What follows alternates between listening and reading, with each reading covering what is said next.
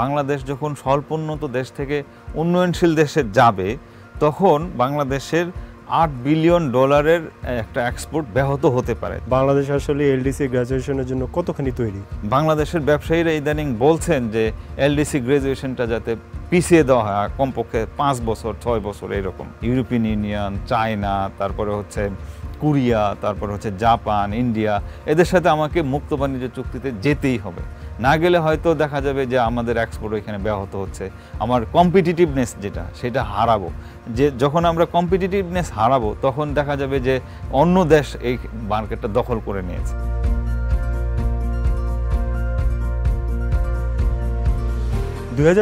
এর শেষের দিকে বাংলাদেশ স্বল্পোন্নত দেশ থেকে উন্নয়নশীল দেশে পদার্পণ করবে।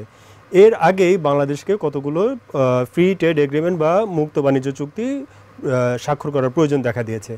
এখন প্রশ্ন হচ্ছে বাংলাদেশ এই মুক্ত বাণিজ্য চুক্তি স্বাক্ষরের দিকে অগ্রগতি কতখানি করেছে এবং এই এলডিসি গ্র্যাজুয়েশন যেন স্মুথলি হয় এটার জন্য বাংলাদেশ কতখানি প্রস্তুত। এই প্রশ্নগুলোর উত্তর জানবো আজকে আমাদের স্টার ভিউজ রুমে। এই প্রশ্নগুলোর উত্তর জানাতে আজকে আমাদের সাথে উপস্থিত আছেন ডেইলি স্টারের সিনিয়র রিপোর্টার রিফাতুল্লাহ মির্জা এবং আমি আছি খন্দকার মোহাম্মদ শোয়েব। রিফাত ভাই, welcome to our show. Thank you. একদম বেসিক কোশ্চেন দিয়ে শুরু করি যে বাংলাদেশের আসলে এই ফ্রি ট্রেড এগ্রিমেন্ট বা মুক্ত বাণিজ্য চুক্তি স্বাক্ষর করা প্রয়োজন কেন? বাংলাদেশ 2024 নভেম্বর স্বল্পোন্নত দেশ থেকে উন্নয়নশীল দেশে যাবে। এখন বাংলাদেশের যত এক্সপোর্ট হয় 73% বা 73% এক্সপোর্ট আমরা যেহেতু স্বল্পোন্নত দেশ এই হিসেবে এক্সপোর্ট হয় এবং অর্থাৎ আমরা বিভিন্ন 38টা দেশে এবং অন্যান্য বিভিন্ন ট্রেড ব্লকে আমরা শূন্য শুল্কে আমরা আমাদের যে এক্সপোর্ট হচ্ছে তার ওই 73%ই আমরা করতেছি হচ্ছে স্বল্পোন্নত সুবিধা নিয়ে। এইটা একটা। এবং আপনার এই যে বাংলাদেশ যে স্বল্পোন্নত দেশ থেকে উন্নয়নশীল দেশের দিকে যাবে আগামী বছর, তখন এই সুবিধাটা থাকবে না। এখন বাংলাদেশের যে রপ্তানি সেটা তো একটা বড় ধরনের হুমকির মুখে পড়বে এবং বিভিন্ন ধরনের স্টাডিজ যেটা বলছে, ইউএন থেকে শুরু করে আন্তর্জাতিক বিভিন্ন স্টাডিজ আছে, সেগুলি বলছে বাংলাদেশ যখন স্বল্পোন্নত দেশ থেকে উন্নয়নশীল দেশে যাবে তখন বাংলাদেশের $8 বিলিয়ন একটা এক্সপোর্ট ব্যাহত হতে পারে, যেটা 14%-এর মতো। আমাদের যে এক্সপোর্ট এর 14%-এর মতো। তো এটা হিসেবে $8 বিলিয়ন কিন্তু বাংলাদেশের জন্য অনেক। সো এই যে বাৎসরিক $8 বিলিয়ন এক্সপোর্ট হারাতে পারে বাংলাদেশ, এটা বিভিন্ন স্টাডিজ বলছে। এখন প্রশ্ন হচ্ছে যে বাংলাদেশ যে এই এলডিসি গ্র্যাজুয়েশন হচ্ছে বা উন্নত দেশ থেকে যে উন্নয়নশীল দেশে যাচ্ছে এবং বিজনেস হারানোর যে একটা সম্ভাবনা আছে, এটা যাতে না হারায় এবং বাংলাদেশের যে অগ্রাধিকারমূলক যে ব্যবসা সেইটা যাতে ঠিক থাকে এলডিসি গ্র্যাজুয়েশন পরেও, সেই জন্য বাংলাদেশকে বিভিন্ন ধরনের মুক্ত বাণিজ্য চুক্তি যেমন বিভিন্ন দেশে আমরা এখন এক্সপোর্ট করি, ইউরোপিয়ান ইউনিয়ন, তারপরে হচ্ছে ইউএসএ, তারপরে চায়না, তারপরে ইন্ডিয়া, তারপর জাপান, এইসব দেশে হলো আমাদের মেজর ট্রেডিং পার্টনার। এইসব দেশের সাথে যাতে আমাদের এই শূন্য শুল্ক বজায় থাকে এলডিসি গ্র্যাজুয়েশনের পরও, সেই জন্য সরকারের পক্ষ থেকে চেষ্টা করা হচ্ছে এইসব দেশের সাথে মুক্ত বাণিজ্য বা ফ্রি ট্রেড এগ্রিমেন্ট করার জন্য। এখন সরকার বিভিন্ন ট্রেড ব্লকের সাথেও চিন্তাভাবনা করছে। ফর এক্সাম্পল, যদি আমি এখানে উদাহরণ হিসেবে দেই, যেমন জাপানের সাথে বাংলাদেশ মুক্ত বাণিজ্য চুক্তি, সেটার নাম হচ্ছে যে ইকোনমিক পার্টনারশিপ এগ্রিমেন্ট, ইপিএ। এইটার নেগোসিয়েশন গত 13 তারিখে টোকিওতে শেষ হয়েছে, দুই পক্ষ এগ্রি করেছে। এখন শুধু এটা সাইন করার বাকি আছে। এখন দুই দেশের সরকার যেদিন মনে করে যে আমরা এটা দুই দেশের মুক্ত বাণিজ্য চুক্তিকে বাস্তবে রূপ দেব বা ইফেক্টিভ করব, তখন দুই দেশের সরকার এক সপ্তাহ আগে সাইন করা হয়েছে। এখন এটা যে কোনো সময় এগ্রিমেন্টটা সাইন হতে পারে। একইভাবে ইন্ডিয়ার সাথে বাংলাদেশ একটা মুক্ত বাণিজ্য চুক্তি করার জন্য অলরেডি তারা দুই দেশের তারাই একটা নেগোসিয়েশন শেষ করেছে 2 বছর 2.5 বছর আগে। যে কোনো সময় হয়তো তারা আলোচনা করে এটা সাইন করতে পারে। এটার নাম হচ্ছে কম্প্রিহেন্সিভ ইকোনমিক পার্টনারশিপ এগ্রিমেন্ট ইন্ডিয়ার সাথে, সংক্ষেপে যেটা সেপা বলে আর কি। আচ্ছা, এটা তো চায়না আর জাপান এবং ইন্ডিয়ার কথা বললেন, অন্যান্য দেশের সাথে যদি আমাদের অগ্রগতিটা একটু বলতেন। বাংলাদেশের যে ফ্রি ট্রেড এগ্রিমেন্ট বা মুক্ত বাণিজ্য চুক্তি, এটা বেশ কয়েকটা দেশের সাথে বাংলাদেশ কন্টিনিউ করছেন, মানে এটা নেগোসিয়েশন করছে। যেমন আপনি যদি ইন্ডিয়া এবং জাপানের কথা বাদ দেন, বাংলাদেশ এখন বর্তমানে নেগোসিয়েশন করতেছিল চায়নার সাথে, সাউথ কোরিয়ার সাথে, তারপরে হচ্ছে শ্রীলঙ্কার সাথে, ইন্দোনেশিয়ার সাথে, এবং আরেকটা 3টা ব্লক, ট্রেড ব্লক যেটা, সেটা হচ্ছে যে আসিয়ান কান্ট্রি, আসিয়ান আপনি জানেন যে মানে সাউথ ইস্ট এশিয়ান 10টা দেশ মিলে যে আসিয়ান আছে, সেই আসিয়ানের সাথেও মোটামুটি কমিউনিকেশন করছে যাতে এখানে তাদের সাথে একটা এগ্রিমেন্টে আসা যায়।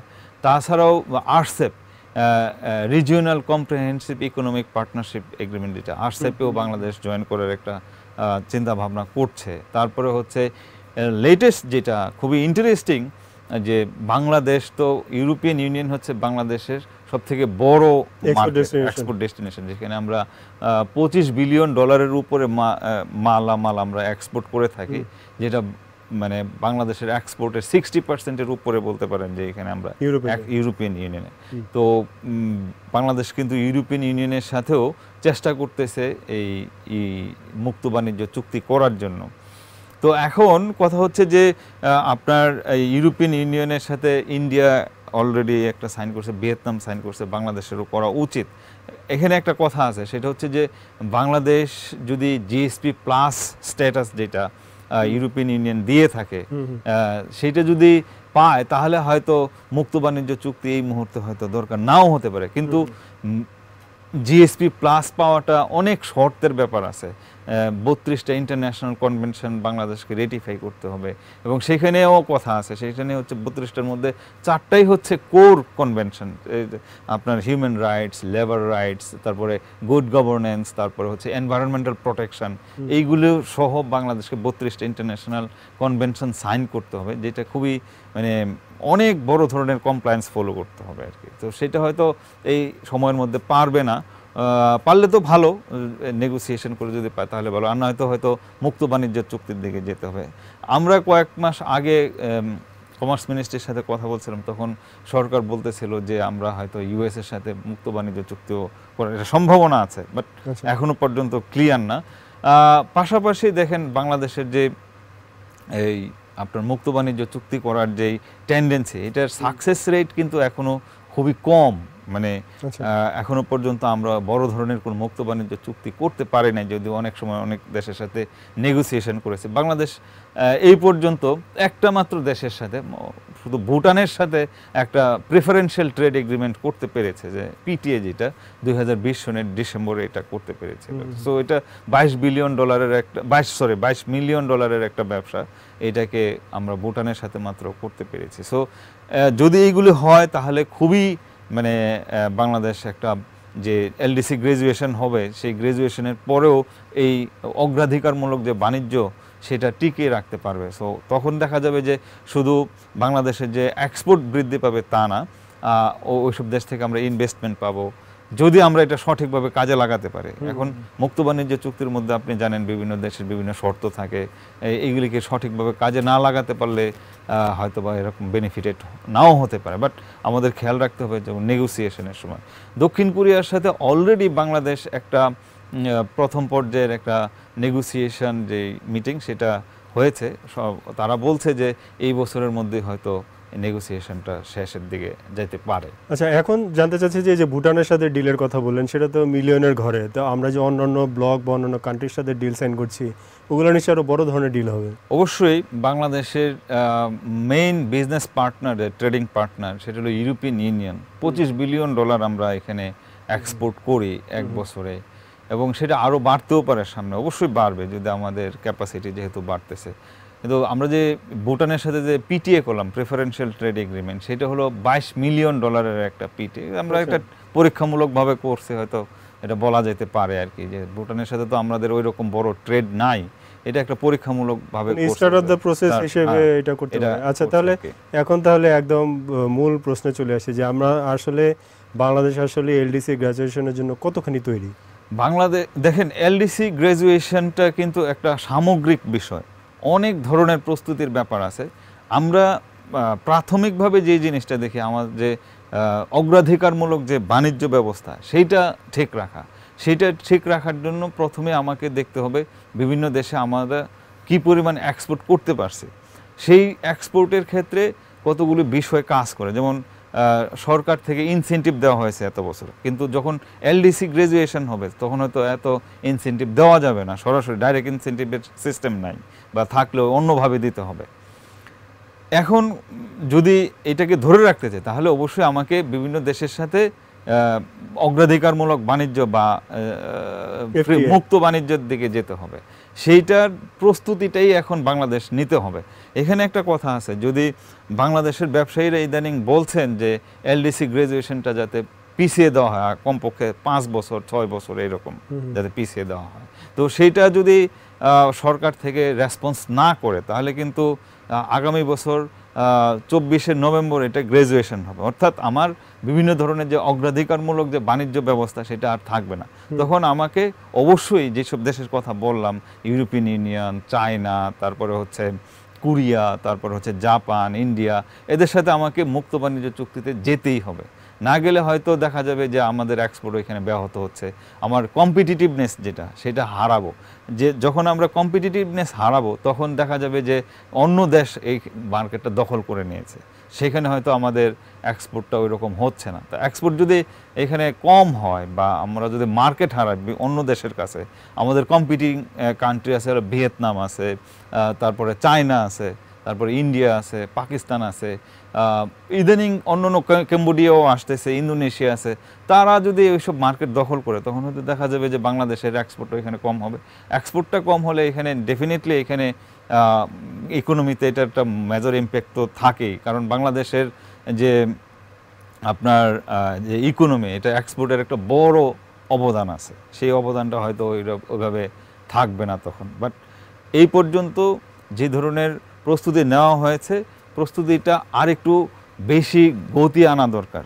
কারণ হচ্ছে যে আপনার যদি ফাইনালি বাংলাদেশ উত্তরণ হয় 24 তারিখে, নভেম্বরের 24 তারিখে আগামী বছর, তাহলে তো এই আর মাত্র আমার হাতে আছে 14 মাস বা 15 মাস এরকম। তো এই সময়টাকে যত দ্রুত সম্ভব কাজে লাগানো উচিত বাংলাদেশকে, এবং এটা খুব অগ্রাধিকার ভিত্তিতে কাজে লাগানো দরকার। যদি এই অগ্রাধিকার ভিত্তিতে কাজে লাগানো না হয় তাহলে হয়তো বড় ধরনের একটা চ্যালেঞ্জের সম্মুখীন হতে পারে। প্রাথমিকভাবে বলা হচ্ছে যে $8 বিলিয়ন একটা মার্কেট বা এক্সপোর্ট ব্যাহত হতে পারে, বা বিভিন্ন স্টাডিজ যেটা বলছে। এখন গ্লোবালি যেসব জিওপলিটিক্যাল, জিও ইকোনমিক্যাল সমস্যা আছে, সেই সব সমস্যার কারণে হয়তো এইটার অ্যামাউন্ট আরও বেড়েও যেতে পারে, আবার এমনও হতে পারে কমতেও পারে, হু নোজ। এখন আমরা যাই হোক, যা কিছুই হোক, প্রস্তুতি থাকাটা খুবই জরুরি আর কি। তো এই সব বিভিন্ন বিষয় চিন্তা করে সরকার দেখলাম যে ইউরোপিয়ান ইউনিয়ন, তারপরে হচ্ছে বিভিন্ন অন্যান্য দেশের সাথে কন্টিনিউ করছে। এখন এফটিএ সাইন করাটা কিন্তু অনেক সময়ের ব্যাপার, লম্বা নেগোসিয়েশনের ব্যাপার। কোনো এফটিএ হয়তো কম সময় হয়ে যায়, কোনো সময় হয়তো 10 বছর লাগে, 20 বছর। বাংলাদেশের হাতে কি অত সময় আছে? এত সময় নাই। সো এই সময়টা যত দ্রুত কাজে লাগানো যায়, প্রস্তুতিটা ইন্টারনাল ডোমেস্টিক যেই প্রস্তুতি সেটাও দরকার, কারণ আপনার কাঁচামালের availability also is very very important. সেটা আমরা কতটুকু নিশ্চয়তা করতে পারবো, কস্ট ইফেক্টিভ হওয়া, পোর্ট অপারেশন করা, port operation efficiency, airport, logistics, shipping, যাতে খুব দ্রুত সময়ে করা যায়, যে খরচটা কীভাবে কমানো যায়, এইটার দিকেও মনোযোগ দিতে হবে। সো এইসব সব বিবেচনা করলে বাংলাদেশের প্রস্তুতিটা এখনও ওই লেভেলে যায় নাই, যে আমার মনে হয় আরেকটু এটাকে গতি বাড়ানো দরকার। ধন্যবাদ আপনাকে। বাংলাদেশ এলডিসি থেকে গ্র্যাজুয়েশন করতে পারবে কিনা নভেম্বরের 24 সামনের বছরে সেটা সময়ই বলে দেবে। তবে এলডিসি গ্র্যাজুয়েশনের জন্য বাংলাদেশকে এখনই প্রস্তুতি নিতে হবে, এবং যত ধরনের বাণিজ্য চুক্তির কথা বলা হচ্ছে এগুলা চুক্তি স্বাক্ষর করার জন্য গতিশীলতা আরও বাড়াতে হবে, নয়তো যদি কোনো কারণে বাংলাদেশ এলডিসি গ্র্যাজুয়েশনটাকে পিছাতে না পারে, তখন যে পরিমাণ বাণিজ্য চ্যালেঞ্জের মধ্যে পড়বে সেটা হয়তো বাংলাদেশের আয়ত্তের বাইরেও চলে যেতে পারে। ধন্যবাদ রিফাত ভাই আজকে আমাদের সাথে সংযুক্ত হওয়ার জন্য। আপনাকেও ধন্যবাদ। ডেইলি স্টারের আপডেটেড নিউজ এবং ভিডিও পেতে ডেইলি স্টারের ইউটিউব চ্যানেলটি সাবস্ক্রাইব করুন এবং আমাদের সঙ্গেই থাকুন। ধন্যবাদ।